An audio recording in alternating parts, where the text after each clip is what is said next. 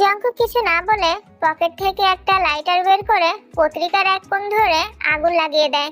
নিমেষেই পত্রিকাটি পুড়ে ছাই হয়ে মেঝেতে ঝরে পড়ে। আমি বিনা দুনিয়ার অন্য পুরুষের দিকে মনোযোগ দেওয়া তোমার জন্য হারাম। তুমি কেবল আমাকে দেখবে, আমাকে নিয়ে ভাববে। ছলনার চেষ্টা করলে ভালোবাসাকে তোমার সঙ্গে দাফন করে দেব। অধিকারের ক্ষমতায় বলছেন নাকি ভালোবাসার? কথা বলতে ক্ষমতার প্রয়োজন নেই আগুন সুন্দরী। চিন্তা নেই, আপনার আগুন সুন্দরী আমি তো আপনার হয়েই থাকবে। আপনি যদি হন জল তাহলে আমি আগুন। যে আমার ধরবে সেও পুড়ে মরবে। আমি সহজে ধরা দেওয়ার পাত্রী নই এলাহি সাহেব। কিন্তু আমার আগুন সুন্দরী আমার কাছে ধরা দিচ্ছে কবে? যেদিন আগুন আর জলে মিলিয়ে যাবে সেদিন। জঙ্কুক থেকে বিছানার দিকে ইশারা করে বলে, তাহলে চলো আগুন জলে মিশিয়ে দেওয়ার কাজটা শুরু করি। ইস যাও তো। তুই বেদি এদিকে আয়। আমার কি করোনা ভাইরাস হয়েছে? এত দূরত্ব ধর্মে সইবে না রে বউ। আব্বে হালা দূরে থাকেন। হালা আবার কে? বলদি নেশা করলি নাকি? চোখ মেলে কাছে আয়, কাছে এসে চুমু খেয়ে দেখ আমি কে। দেখুন আমি ভাত খাবো, রাত হয়েছে। ভাত খায় ছোট লোকেরা, তুমি খাবে কেন? তুমি খাবে একেবারে হালাল ফুড। খাবারের নাম বলুন, দেখি আমার রুচিটা আসে কিনা। জঙ্কুক এলাহি, ওই খাবার মশাই খেতে পারলে তুমিও খেতে পারবে। জঙ্কুক এলাহি? ওটা তো আরেক ছোট লোকি খাবার, এসব খেলে গ্যাস হবে।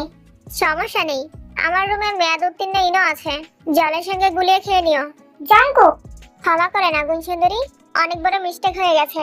আমাদের তো আবার ঢাকা যেতে হবে, চলুন নিচে যাই। আগে পীড়িতের দুনিয়া থেকে তোমাকে ঘুরিয়ে তো নিয়ে আসি, তারপর না হয় নিচে উপরে সব জায়গাতেই যাওয়া যাবে। জঙ্কুকের একেবারে কাছে যাওয়ার আগেই দরজায় কড়া নাড়ার শব্দ এলো।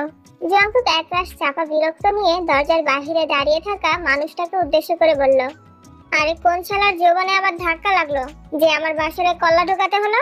মালের বাড়িতে বেশি দিন থাকলে আমার আর আব্বা ডাক শোনা হবে না। জঙ্কুকের মুখটা ছোট হয়ে আসতেই তে খিলখিলিয়ে হেসে ওঠে। বেডি, আদৌ কি তুই আমার আপন বউ? কুত্তার পেটে ঘি হজম হয় না, কথাটা জানিস তো? নারী হলে গিয়ে সেই জাতের, বেশি ভালোবাসা হজম হয় না।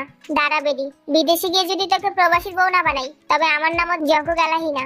তখন ইমুতে খালি আমাকে দেখবি আর ভালোবাসার জন্য নুন লাগানো যোগের মতো ছটফট করবি। জঙ্কুক আর কথা না বাড়িয়ে দরজা খুলে দিল। আরে তোরই কমতি ছিল, আয় আয়, তোর তো কাজই অন্যের পিড়িতে ঠ্যাং ঢুকানো। ভেতরে আয়, এসে ভালো করে ঠ্যাং ঢুকা। আপার সঙ্গে একটু কথা ছিল খালু। খাবার টেবিলে বসে সুগা গেম খেলছে। একটু পর ঢাকার উদ্দেশ্যে রওনা হতে হবে। আগে পেটকে শান্ত করাতে হবে, তবেই তো দুনিয়া শান্ত হবে। তেয়ার জঙ্কুক বাহির থেকে যাওয়ার সময় ডিনার করবে, তাই নিচে নামেনি তারা। সুগার পাশে বজ্র বসে আছে। জিমিন দুজনের জন্য খাবার পরিবেশন করেছে। বজ্র নির্বিকার ভঙ্গিতে খেতে ব্যস্ত, তবে সুগার খাওয়ার দিকে কোনো মনোযোগই নেই। খান না কেন সুগা ভাই? এই গুয়ালিয়াটা তো ভালো হয়ে গেল কিভাবে? এই মেয়ে তো মিঠা পানির মাছ না যে মুখ দিয়ে মধু ঝরবে। শালি তো আস্ত একটা নিম গাছ। সুগা ভাই খাচ্ছেন না কেন? একটু শাক দেই। সুগা কাঠ জাকিয়ে প্লেট এগিয়ে দিতেই জিমিন পুরো শাকের বাটি কাট করে প্লেটে ঢেলে দিল। আরে আরে, এত শাক কে খাবে? বেশি শাক খেলে তো গুয়ের রং শাকের মতো হয়ে যাবে। এসব কিছুই হবে না সুগা ভাই, খান।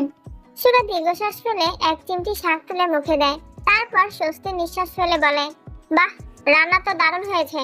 এই মর্গের ডাক্তার, খাবি নাকি? নিউরো সার্জনকে মর্গের ডাক্তার বলার মানে কি? ভাই, তোদের কাজ তো ওই একটাই, কেটে ছিঁড়ে জিনিস বের করা। খাবে কিনা বল? না, পেট ভরে গেছে, তুই খা। এই জিমিন, আমাকে 2 চামচ ডাল দাও তো। জিমিন বজ্রকে ডাল এগিয়ে দিয়ে সুগার প্লেটের দিকে তাকাতেই থমকে গেল। অবাক চোখে দেখলো প্লেট একদম পরিষ্কার, একটুও শাক বাকি নেই। শাকটা কি তবে এতই মজার হয়েছিল? জিমিন কিছু বলতে যাবে, ঠিক তখনই রোজ দৌড়ে আসে।